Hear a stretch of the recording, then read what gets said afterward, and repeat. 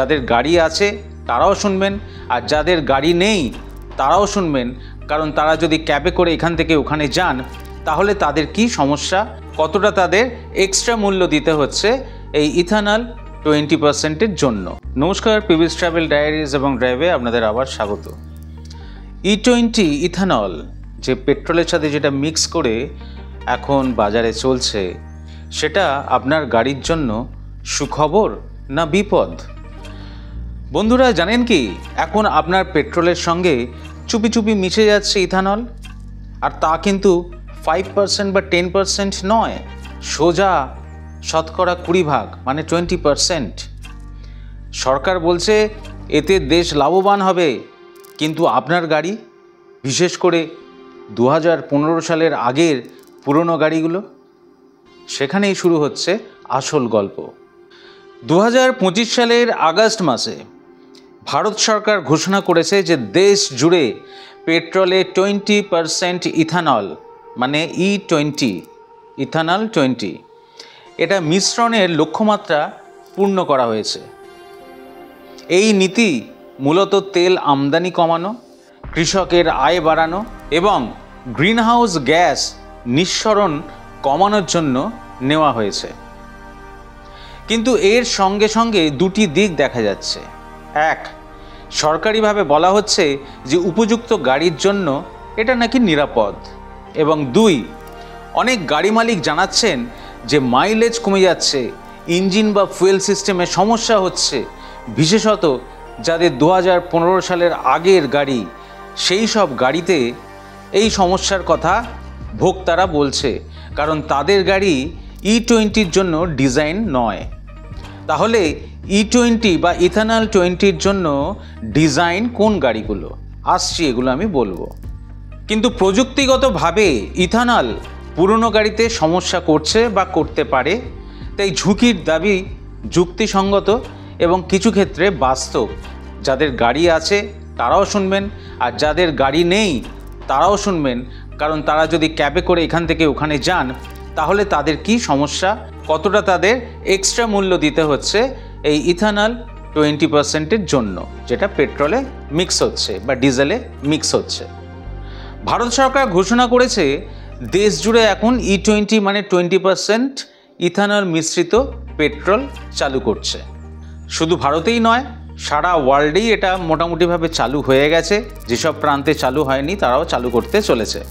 শুনছি এই ইথানলের মাত্রা পেট্রোলে অদূর ভবিষ্যতে 26% পর্যন্ত হতে পারে।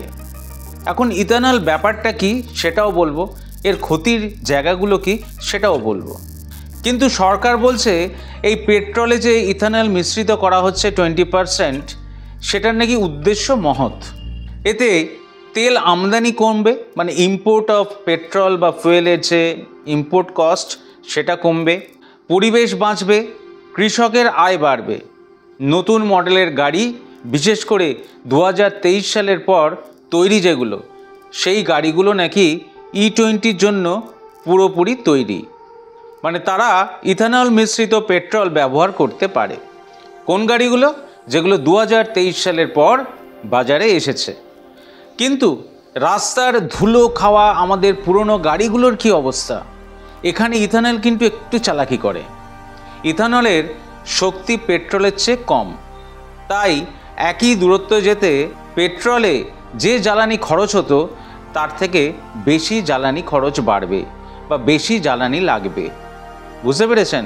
ধরুন আপনি এখান থেকে, আপনার বাড়ি থেকে আপনি 10 কিলোমিটার দূরত্বে কোথাও যাচ্ছেন, সেখানে যদি আপনার 1 লিটার তেল লাগছে, সেখানে কিন্তু দেখা যাবে যে আপনার 1 লিটারের বেশ কিছুটা বেশি আপনার তেল লাগছে। এর ফলে কি হয়? এর ফলে যারা ধরুন ক্যাবে করেও, যাদের নিজস্ব গাড়ি নেই, যারা ক্যাবে করে এক স্থান থেকে আর একটা গন্তব্যস্থানে পৌঁছয়, সেক্ষেত্রেও জ্বালানি খরচা কিন্তু বেড়ে গিয়ে আপনার ক্যাবের যে এক্সপেন্স সেটাও কিন্তু বেড়ে যাচ্ছে। কারণ মাইলেজও গড়ে 5 to 7% পর্যন্ত কমে যাচ্ছে বলা হচ্ছে এই ইথানলের জন্যে। আর ইথানল এত স্ট্রং সলভেন্ট যে পুরনো ট্যাঙ্কের জমাট ময়লা খুলে ফিল্টার বন্ধ করে দিতে পারে। যে পুরনো ট্যাঙ্কের জমাট যে ময়লা, সেই ময়লাটাকে নরম করে ফিল্টার কিন্তু বন্ধ করে দিতে পারে, মানে সিল হয়ে যেতে পারে। কারণ আপনার ফিল্টারটা ইথানল ফ্রি কিন্তু নয়।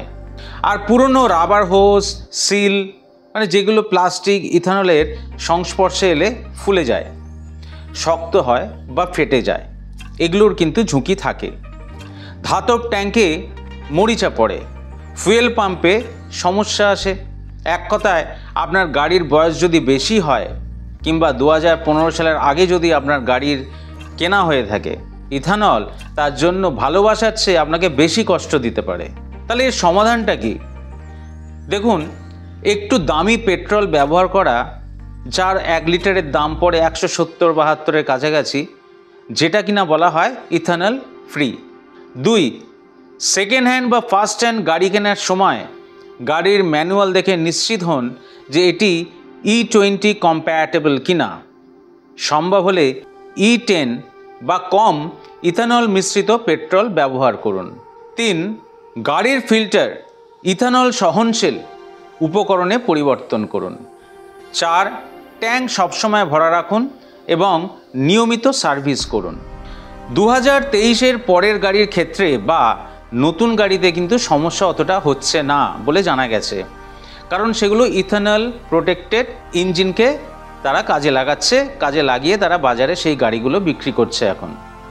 পুরনো গাড়ি মানে 2015 সালের আগের যদি গাড়ি হয় তাহলে কিন্তু একটু সাবধান, মাইলেজ কমবে আর ফুয়েল সিস্টেমে অতিরিক্ত রক্ষণাবেক্ষণ লাগতে পারে। না হলে ইঞ্জিনের সমস্যা বা মাঝপথে ইঞ্জিন গরম হয়ে গাড়ি বন্ধ হয়ে যাবার কিন্তু একটা সমস্যা হতেই পারে। তাই E20 আসছে মানে শুধু পরিবেশ নয়, আপনার গাড়ির স্বাস্থ্যও দেখাশোনা করতে হবে। ভোক্তারা কি বলছে?